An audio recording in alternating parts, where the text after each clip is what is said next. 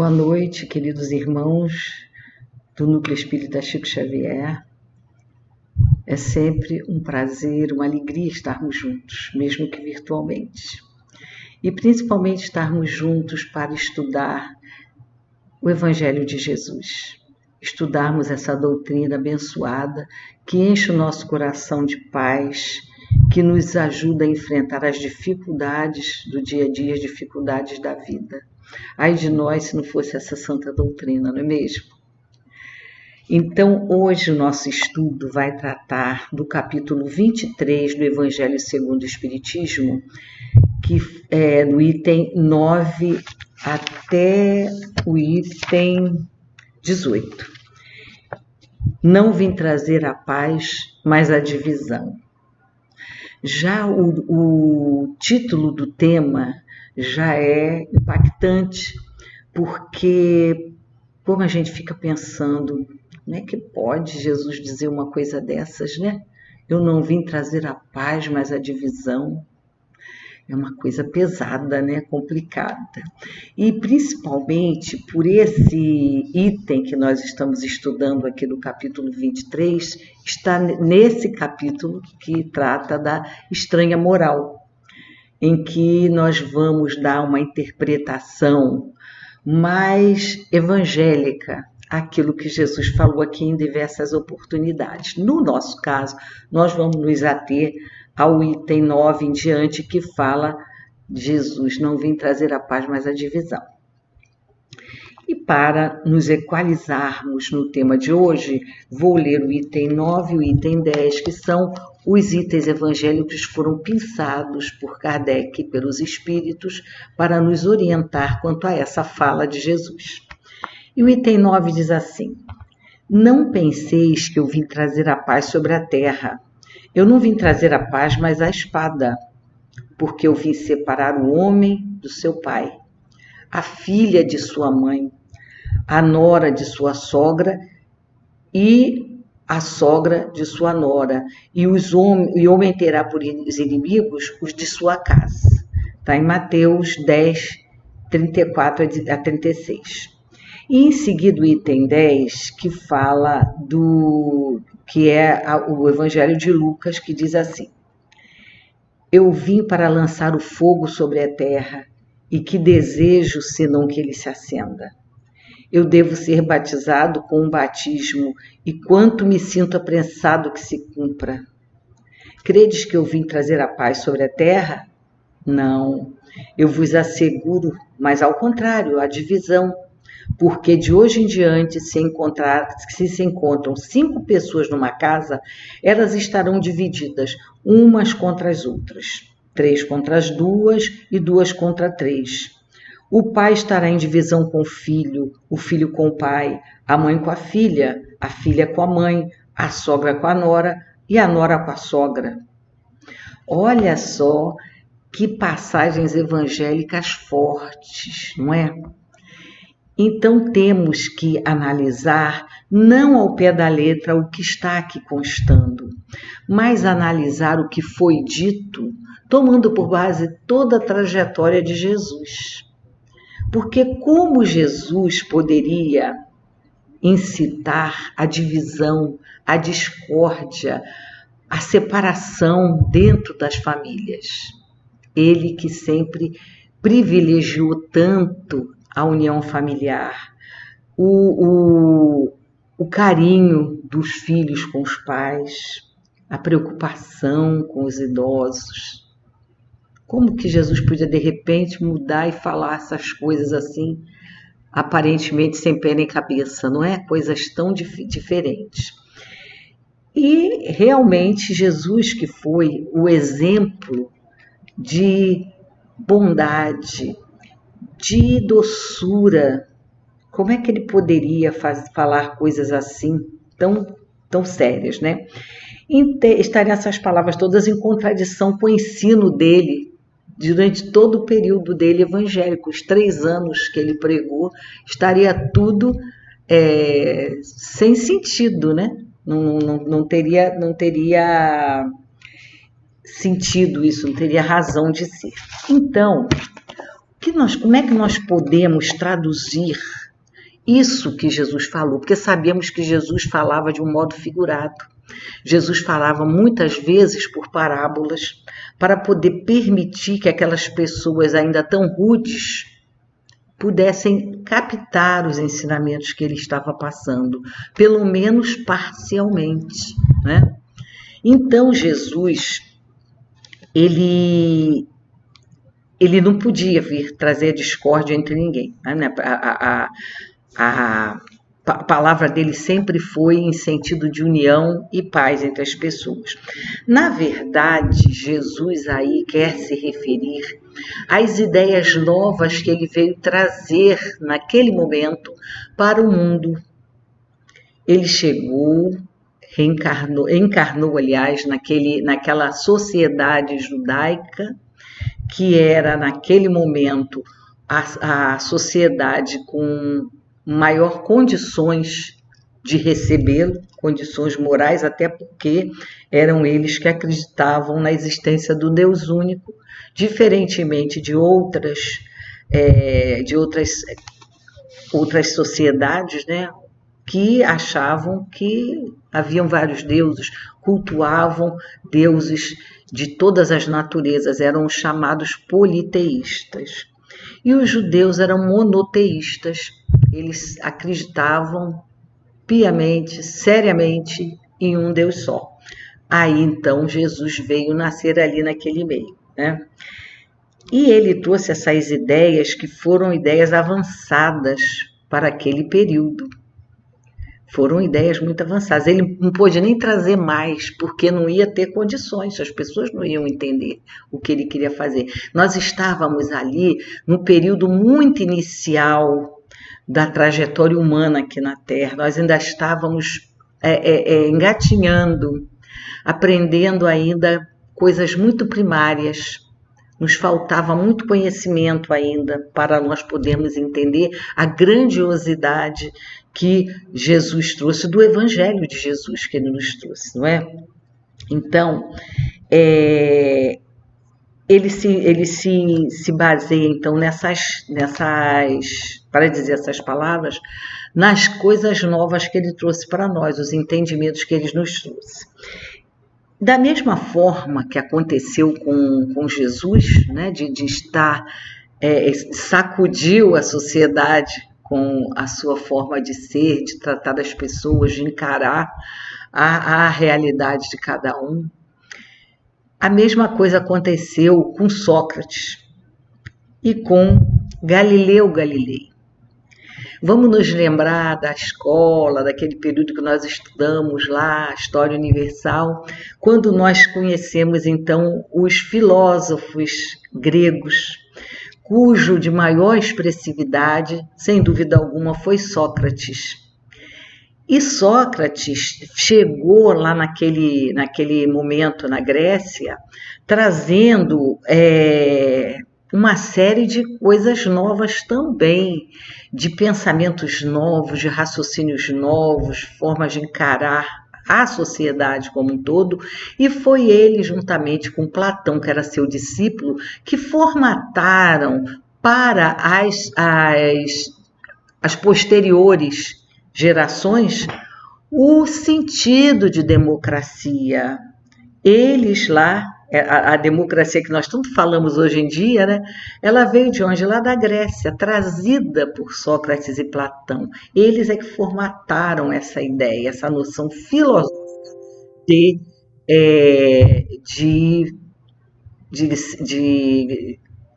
democracia. E Sócrates e Platão foram tão importantes realmente, nós temos, inclusive, algumas definições dadas por eles no início do nosso Evangelho, quando começa a falar sobre o cristianismo.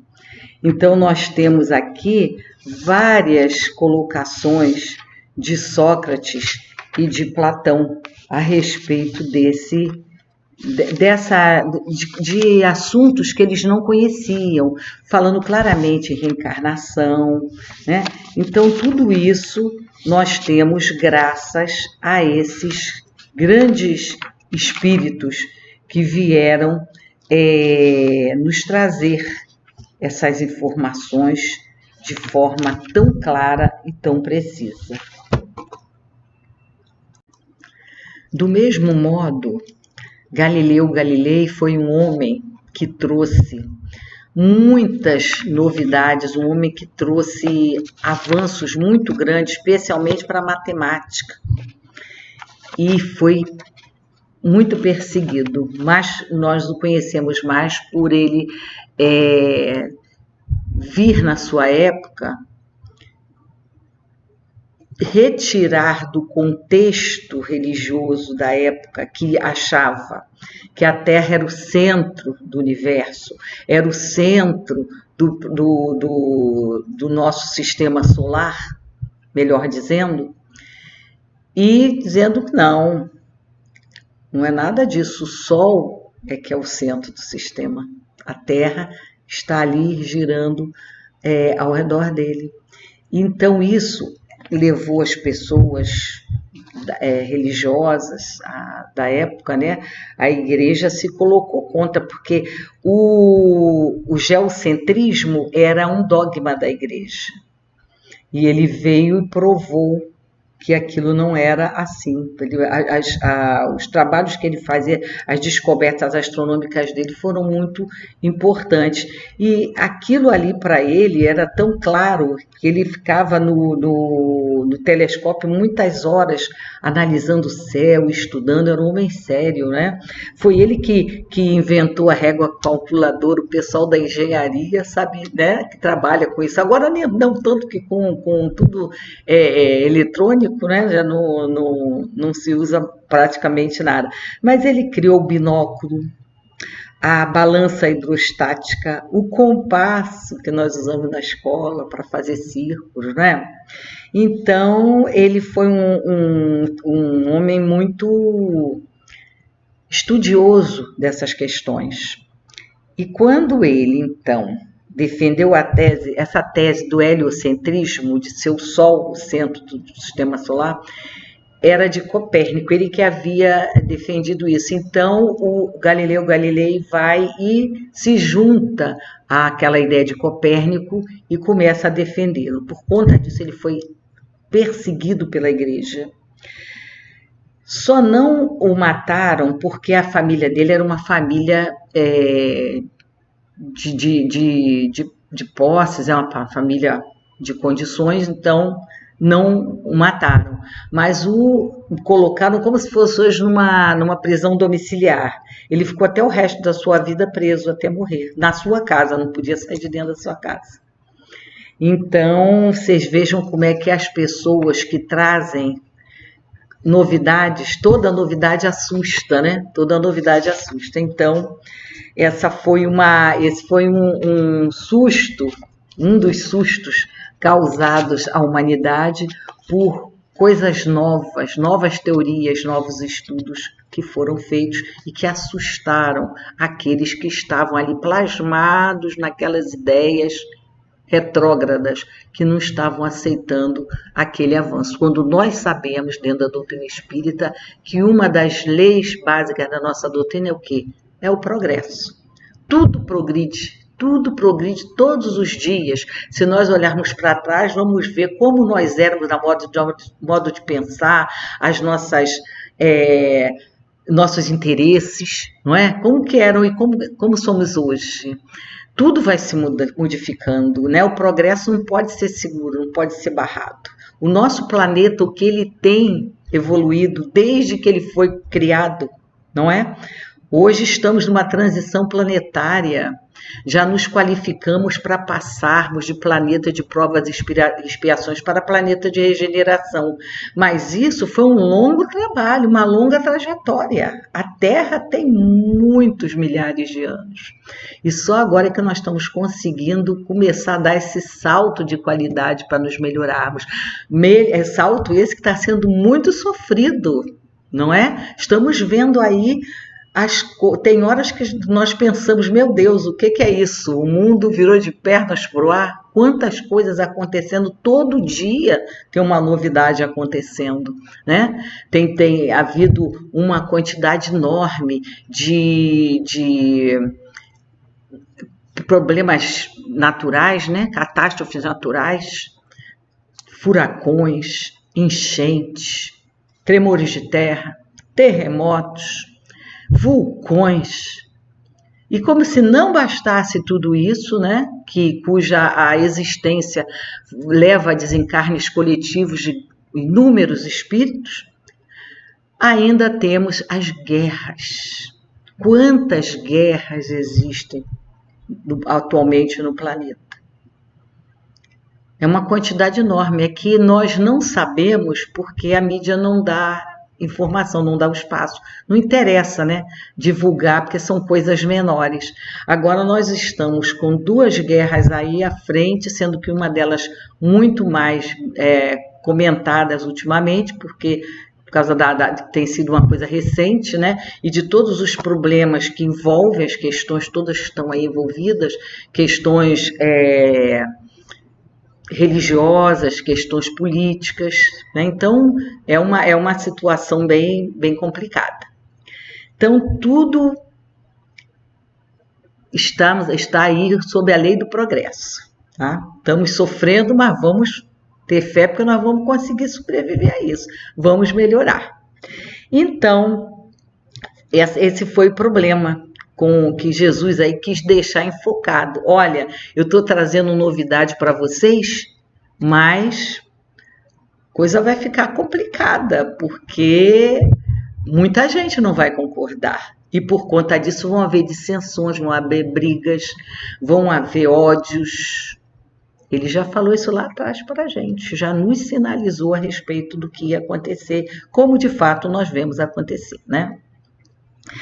Então, Jesus trouxe uma série de ideias novas, tudo muito diferente daquilo que era a lei de Talião, olho por olho, dente por dente. A rigidez da lei que Moisés colocou em prática naqueles 40 anos que ele vagou pelo deserto com o povo judaico, que ele tirou lá do Egito. Jesus veio e trouxe o que? Amor, paz, compreensão, perdão, caridade, coisas que aquele povo não estava acostumado. Era um povo que vivia em guerra, um povo muito belicoso, não é? E Jesus veio e trouxe esse monte de coisas maravilhosas. Ensinou tudo isso naqueles 3 anos, exemplificou e deu provas através daqueles milagres que ele fez, que ele realizou, das curas, para mostrar, era necessário aquilo para as pessoas poderem entender e confiarem, né? Veja só, vou exemplificar brevemente com algumas situações aqui que Jesus trouxe. O amor, quando ele trouxe o amor, 2 exemplos evangélicos expressivos do amor que ele nos ensinou. Foi com a mulher adúltera, em que ele teve aquela misericórdia com ela, o amor que ele colocou ali, aquela compreensão com a situação que aquela mulher passava no meio daquela sociedade tão machista e tão patriarcal. Jesus vem então e acolhe aquela mulher. Consegue, através da sua relevância moral, que ela não fosse morta por apedrejamento naquela praça. Mas o que ele diz a ela quando ela termina aquilo tudo que ela está indo embora? Ele diz: vai e não peques mais. Jesus não passou a mão pela cabeça dela, como se diz hoje em dia vulgarmente, não passou pano.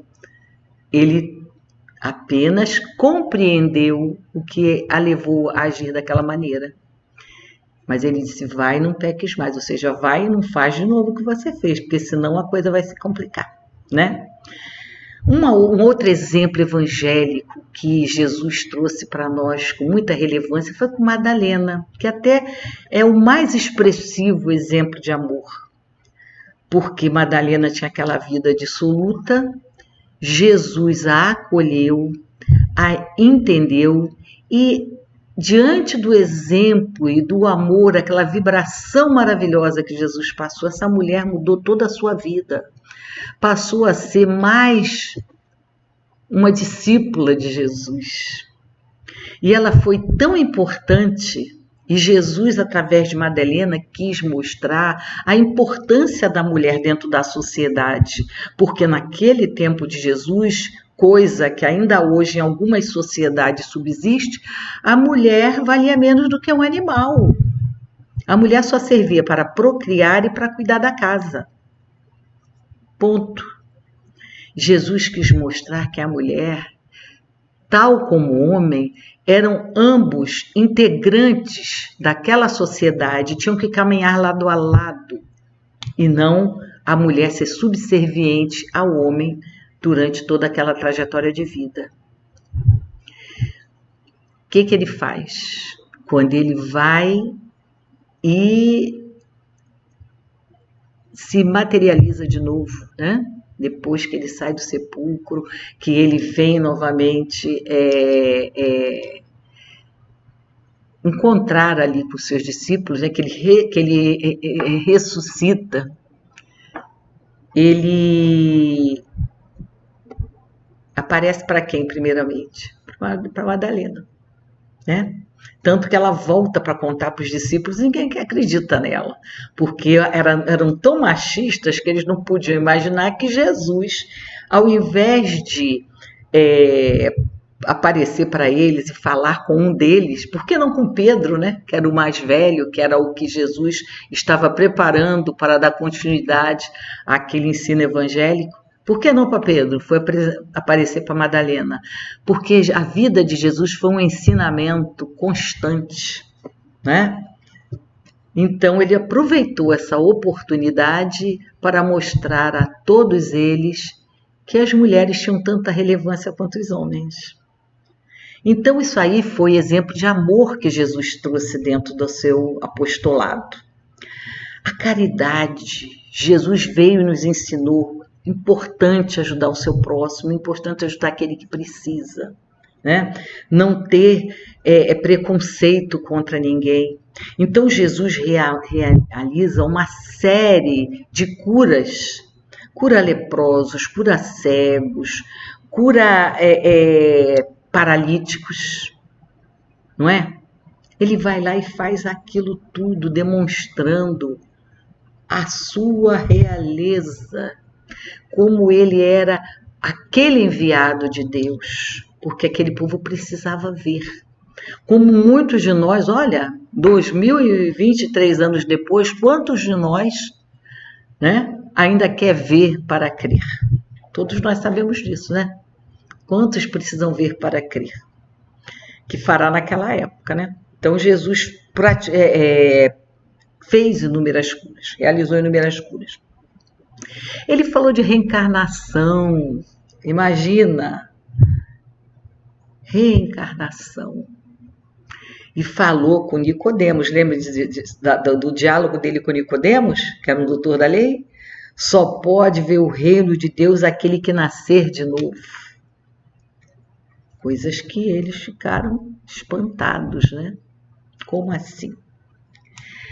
A lei de causa e efeito. Olha ele falando para a gente sobre isso no momento em que ele estava no Jardim das Oliveiras, que vieram os soldados para prendê-lo e que Pedro, para defendê-lo, pegou da espada e cortou a orelha do soldado que vinha prender Jesus, o que vinha à frente, o soldado Malthus, que depois nós vamos saber dele mais à frente dentro da literatura espírita. Ele tirou a orelha do rapaz com a espada. O que Jesus disse? Pedro, não faça isso. Embainha a sua espada. Quem com ferro fere, com ferro será ferido. Olha Jesus aí aproveitando para nos falar sobre a lei de ação e reação, ou lei de causa e efeito, né? O perdão. Pedro disse que não conhecia Jesus. 3 vezes Pedro negou. a amizade dele com Jesus. Mesmo tendo sido avisado por Jesus, tu me negarás 3 vezes ainda hoje, antes que o galo cante. E ele negou Jesus 3 vezes. E depois ficou desesperado de remorso, de tristeza, quando ele caiu em si daquilo que ele tinha feito. Mas Jesus perdoou. Tanto perdoou e com tanta força, com tanta magnitude, que deu a ele a primazia de ser o líder daquele grupo de apóstolos que ele havia constituído durante aquela sua trajetória apostolada de 3 anos, não é? Então Pedro é que foi o líder, ele foi o fiel da balança ali, porque um grupo acabou se desentendendo com o outro, né? Por questões religiosas, e Pedro era o mais velho, era o mais sensato. Por incrível que pareça, né? Porque quando começou era o mais brigão, mas depois centrou-se, foi fiel da balança entre aqueles 2 lados que ficaram às vezes ali se atritando, né? Jesus perdoou e deu a ele esse encargo após a sua partida. E Judas, então? Judas traiu Jesus. Traiu achando que Jesus iria realizar um grande milagre no momento que fosse ser preso e iria libertar os judeus daquele jugo dos romanos. Só que Jesus, como ele já havia falado, né, o reino dele não é desse mundo, ele não veio aqui para fazer isso. Ele não veio aqui para fazer isso. Então, depois, quando ele viu se concretizar a prisão de Jesus e ele ir a julgamento e ser condenado à morte, tudo, Judas ficou desesperado. Judas fica desesperado, tanto fica que ele tenta devolver as moedas para os fariseus, para soltarem Jesus mediante a devolução das moedas, e viu que era tarde demais, que ele faz? Se enforca numa figueira, né? Mas mesmo assim, Jesus não deixou de perdoá-lo. Jesus, depois que é crucificado e que morre, o que ele faz? Ele vai espiritualmente, como sabemos pela literatura espírita, Amélia Rodrigues, vai até onde está o Judas e o perdoa naquele momento, vê onde ele está naquele desespero, naquele umbral, e Jesus o perdoa, o abraça, tranquiliza aquele espírito que está em desespero.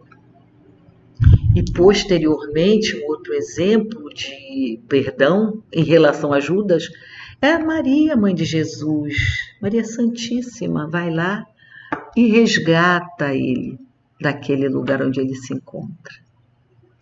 Então, o ensinamento do perdão ele foi exemplificado em sua totalidade. Tudo isso foram coisas novas para aquelas pessoas, porque eles eram muito rudes. E Jesus, então, sabia que o negócio ia ficar complicado, iam ter disputas ali de uns contra os outros, né?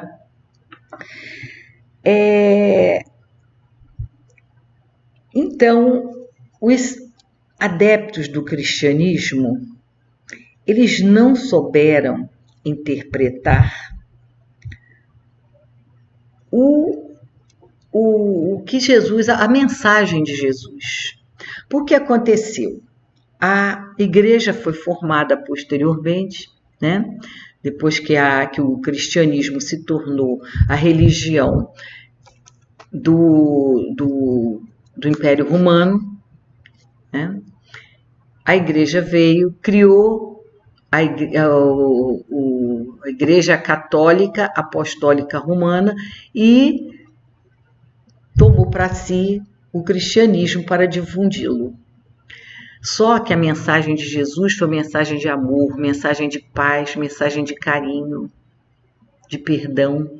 E o que a igreja naquele tempo fez para poder se consolidar, né, no poder ali como a instituição religiosa predominante. Criou as cruzadas. O que foram as cruzadas? As cruzadas foram uma demonstração de violência, de subjugação, de roubos, de muita morte, em nome de Deus, em nome de Jesus.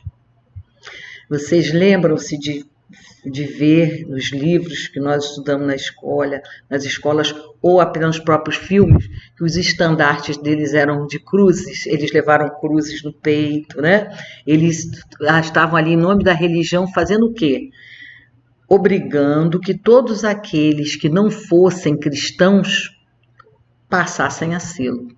Quer dizer, as pessoas tinham que ser cristão de qualquer forma, mesmo que não o quisessem.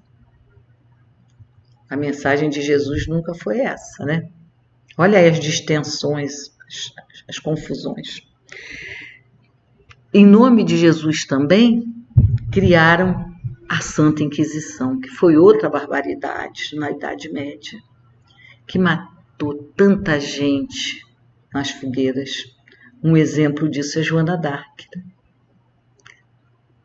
Aquele espírito maravilhoso foi queimado na fogueira.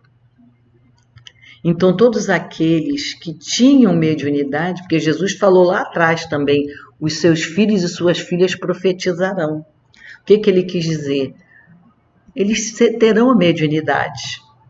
Então, eles irão falar sobre outras coisas, até trazer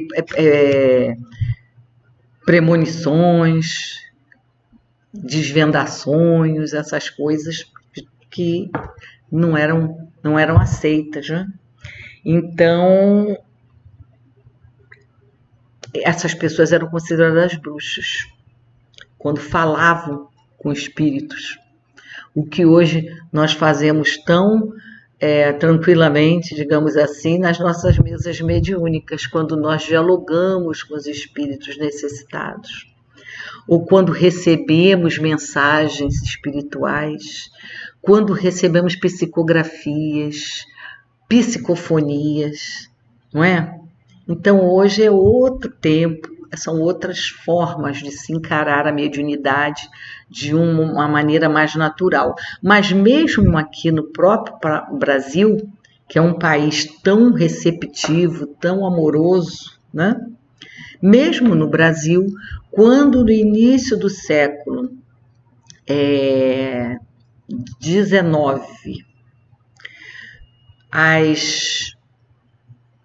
século XVIII, vieram as primeiras informações sobre espiritismo para cá. O que aconteceu? Havia perseguições. Pessoas foram perseguidas. Não se podia falar sobre espiritismo, não se podiam fazer reuniões espíritas. Era tudo escondido, a polícia prendia, se tivesse denúncia, os espíritas eram presos. Então houve uma perseguição muito grande. Até alguns anos atrás, ser espírita era uma coisa assim, parecia que você era um ET, um marciano, né? Uma coisa, porque o normal era ser católico. Ser protestante já era visto assim, meio de lado. Eu me lembro disso quando eu era criança, porque havia uma família protestante que morava na minha rua e quase ninguém falava com eles, porque era todo mundo católico. Então a gente sempre com esses preconceitos absurdos, né? Bom, então o cristianismo ali naquela época veio e criou mais dissensões, criou mais confusões, brigas, uma loucura, né? Tivemos então a noite de São Bartolomeu, onde os soldados católicos lá da França mataram, foi um banho de sangue contra os protestantes. Isso está retratado em vários livros e existe uma trilogia de Ivone Pereira, em que ela fala sobre esse assunto. É do Cavaleiro de Lumière, o Drama da Bretanha, e tem mais um terceiro, que eu agora não me lembro. Então, tem 3 livros que num deles vai tratar sobre essa situação, essa questão que teve da noite de São Bartolomeu. Quer dizer, uma perseguição por conta de religião, que nós vemos até hoje. Né? Isso que eu estou falando aconteceu lá na Idade Média. E hoje em dia, nós ainda temos protestantes e católicos que não se entendem, não se dão. No Reino Unido é assim, não é? Nós não temos lá na Irlanda do Norte, aquelas brigas entre católicos e protestantes, que já teve tantas mortes, tantos sofrimentos no passado. Agora a coisa está até mais abrandada, mas já foi muito motivo de muitas mortes, né? Atentados, terroristas, tudo isso. Temos também as brigas, as dissensões entre católicos e muçulmanos, não é? Ainda hoje em dia temos isso. E hoje nós já estamos muito mais evoluídos, temos muito mais informações que poderiam nos permitir já hoje ter uma outra mentalidade e aceitar cada qual com a sua religião, respeitosamente. Nós gostamos tanto que nos respeitem como espíritas, né? Por que não respeitarmos a religião dos outros? Os candomblecistas, os umbandistas, budistas, protestantes, todos eles evangélicos, não é? Todas essas pessoas têm direito de ter suas religiões, desde que sejam respeitosos também com a gente. Todos têm que se respeitar mutuamente. Aí sim vai haver o que disse Jesus, um só rebanho para um só pastor. Um só rebanho para um só pastor não é todo mundo ser espírita, ou todo mundo ser católico, ou todo mundo ser protestante. Não. É cada um dentro da sua vertente religiosa amar a Deus, amar a Jesus e nos amarmos e nos respeitarmos. Então todos seremos um só rebanho para um só pastor, embora possamos ser ovelhinhas diferentes, não é? Então, em nome de Jesus, as igrejas criaram dogmas, criaram uma série de situações para manter as pessoas presas, as pessoas cativas, não é? As pessoas na ignorância tinham medo de tudo. Tudo que é desconhecido traz medo, né? As pessoas ficam temerosas daquilo ali. Então, nós temos que combater essas intolerâncias, combater esses ódios e nos respeitarmos uns aos outros, como falei agora. E Jesus, então, toda essa confusão, essa mistura, essas brigas, essas dissensões, essas discussões, essas inimizades, esses ódios, Jesus previu lá atrás e traduziu nessas palavras, não é? Eu não vim trazer a paz, mas a divisão, porque no momento que ele trouxe todas aquelas verdades naquele momento, o que ele fez? Mexeu com a cabeça de todo mundo. Alguns aceitaram, outros não aceitaram. E aí começaram as confusões, como falamos agora, né? Então, os seus ensinamentos trouxeram um abalo imenso naquela sociedade, né? Era arcaica, cheia de preconceitos, inflexível, dura, né? E Jesus foi lá e mudou tudo. Mudou aqueles corações. E ele não falou tudo, porque não dava. O povo ainda era muito ignorante. O que ele falou? Olha, eu não posso te dizer tudo, não posso dizer tudo a vocês. Falou isso para os apóstolos dele, não é? Mas eu vos mandarei um consolador no momento apropriado, que virá lhe dizer tudo mais e lhe lembrar das coisas que eu disse agora, porque vocês vão esquecer. Como de fato esquecemos. Depois não partimos para tantas guerras, para tantos embates, quantos sofrimentos nós já tivemos por aí afora. Vamos pensar na nossa trajetória pelo mundo. Depois de Jesus para cá, não precisa nem ir antes para cá. Quanta coisa nós já fizemos. Nós, de fato, nos esquecemos do que ele nos ensinou, né? E aí ele nos falou isso, ó, atenção, porque a coisa vai ser complicada para vocês. Então, o Espiritismo, ele veio realizar essa promessa de Jesus, porque o Espírito é esse consolador que ele nos prometeu. E ele, através do Espiritismo, veio nos ensinar tudo o que nós precisávamos saber. Ele veio nos ensinar a respeito da reencarnação, da lei de causa e efeito, nos lembrar o que ele já tinha falado lá atrás. Ele veio falar conosco do intercâmbio entre o plano material e espiritual. Ele veio nos mostrar a importância das nossas atitudes presentes para elas moldarem o nosso futuro. Lei de ação e reação. Então ele veio nos lembrar do que ele já tinha falado e nos trazer essas outras informações, nos mostrar o que a mediunidade pode ajudar os nossos irmãos e a nós mesmos, através da sua boa prática.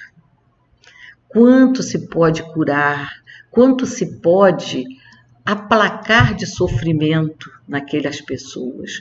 Porque a partir do momento que o ser humano entende por que nós estamos aqui, da onde nós viemos, para onde nós vamos, qual o objetivo da nossa vida, isso traz uma paz muito grande para nós. Não há dúvidas de que nós estamos todos aqui, cada um cumprindo com a sua meta, procurando realizar aquilo com que se comprometeu antes de reencarnar. E a partir das atitudes que nós tivermos aqui, nós vamos poder ter um bom ou um mau futuro. Isso vai depender de nós. Por isso é importante nós realizarmos a reforma íntima. É importante nós realizarmos essa reforma íntima. Porque a reforma íntima, ela vai nos permitir consertar as coisas que ainda estão erradas. Nós ainda trazemos muitos vícios dentro de nós, muitos erros, muitos equívocos. E à medida em que nós procurarmos nos melhorar e lutarmos contra esse homem velho que ainda exista dentro de nós, né, nós vamos poder estar cada vez nos categorizando mais para termos um futuro brilhante, um futuro mais alegre, um futuro melhor, né? mais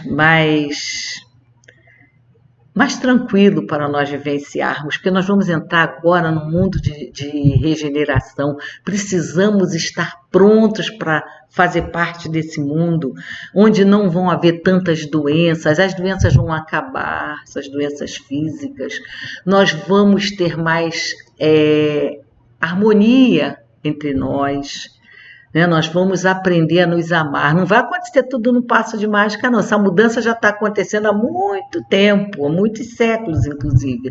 Só que vinha devagarinho. Agora, de repente, a espiritualidade falou, não, moçada, agora tem que ir. Vocês estão muito devagar, vamos embora, vamos acelerar o passo aí. E as coisas estão acontecendo. Vocês estão vendo que todo dia acontece alguma coisa nova. É um manancial de coisas acontecendo que nós temos que ter muito equilíbrio e estarmos muito centrados nas doutrinas e ligados no plano espiritual para nós segurarmos isso daí direitinho e entendermos a coisa que está acontecendo com calma, termos calma e não nos deixarmos perturbar por coisas que falam que não tem o menor sentido, irmos ali dentro do que Jesus nos ensinou e que nos mandou para nós. As dificuldades que nós estamos passando agora estão lá na Gênesis, hein? São chegados os tempos. Leiam esse capítulo da Gênesis que vocês vão ver, está tudo lá, já veio tudo lá, Kardec botou para a gente. É que nós não tínhamos ainda atentado para isso, né? Mas está tudo certo, é tudo como tem que ser. Bom, para terminar então, né, o nosso estudo de hoje, vou ler uma paginazinha, só um minutinho, do livro. Jesus, cadê o livro?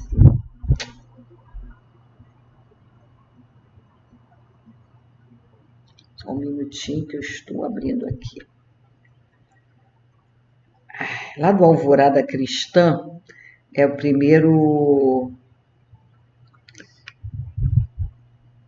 primeira lição do Alvorada Cristã. Deixa eu achar aqui. Alvorada Cristã. Essas modernidades, né? Às vezes atrapalham a gente.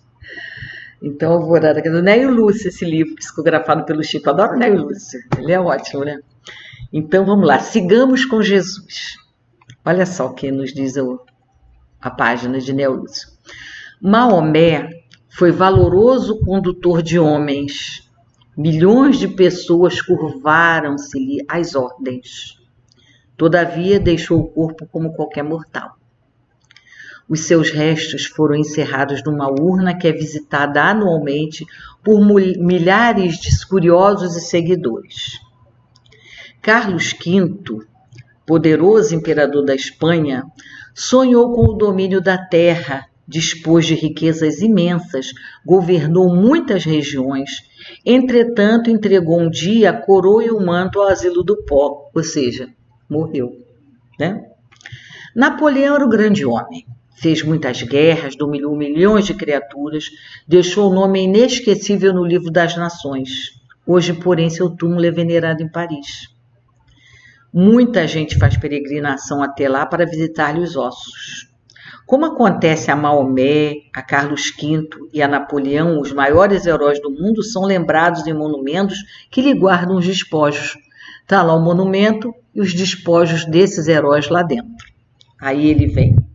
Com Jesus é diferente. No túmulo do Nosso Senhor não há sinal de cinzas humanas, nem pedrarias, nem mármores de preço, com frases que indiquem ali a presença da carne e do sangue. Lá encontram um mensageiro do reino espiritual que lhes afirmou: não há nada aqui. Quando foram no túmulo dele, né? Os discípulos foram procurar, o que o anjo disse? Para aquelas mulheres que foram inicialmente lá para ungí-lo com os olhos, como era costume na época, o que o anjo falou? O anjo do Senhor: não há nada aqui, ele não está aqui, né? E o túmulo está aberto e vazio há quase 2000 anos. Seguindo, pois, com Jesus, através da luta de cada dia, jamais encontraremos a angústia da morte.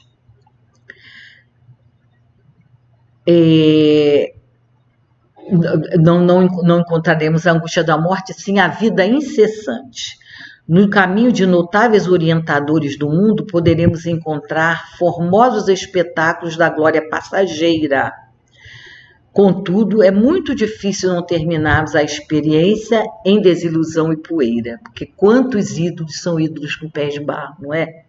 Que se colocam tantas esperanças e depois há tanta tristeza de se ver que não eram mais do que simples falácia, né?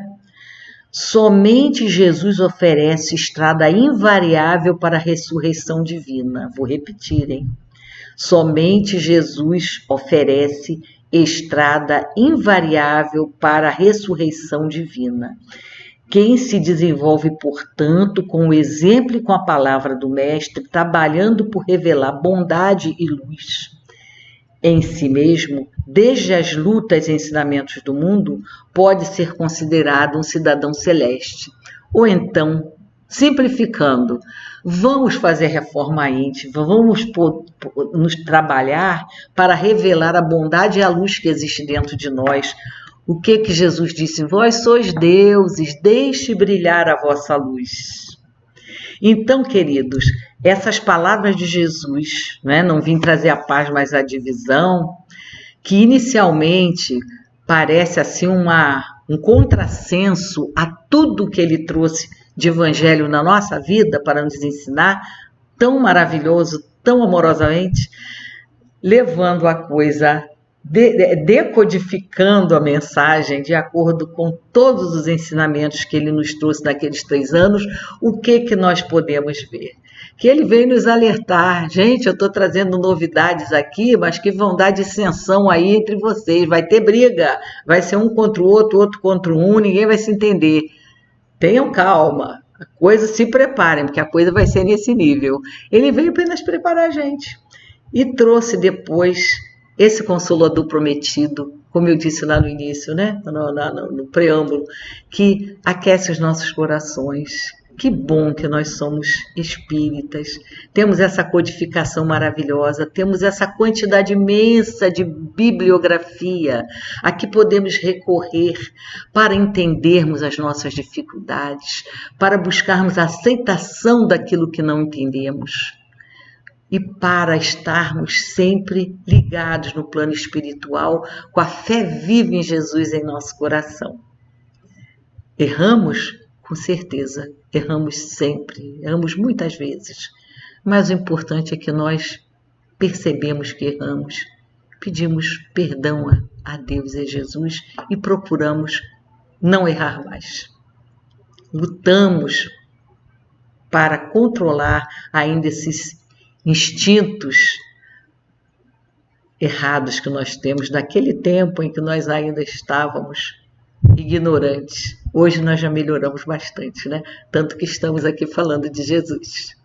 Então, meus queridos, que o nosso Mestre Jesus possa abençoar a cada um de nós, abençoar os nossos lares, os nossos familiares e, sobretudo, derramar sobre esse nosso planeta Terra tão conturbado, nesse momento crítico de passagem, de transmutação de planetas e prova de expiações para planeta de regeneração, nos dando força, Senhor, e coragem para que nós possamos estar firmes aqui como os teus aliados, Senhor, os teus discípulos, aqueles que estão contigo em todos os momentos, porque sabemos que tu estás conosco sempre. Então, queridos, um beijo grande no coração de cada um de vocês, que Jesus nos abençoe. Fiquem com Deus, que assim seja.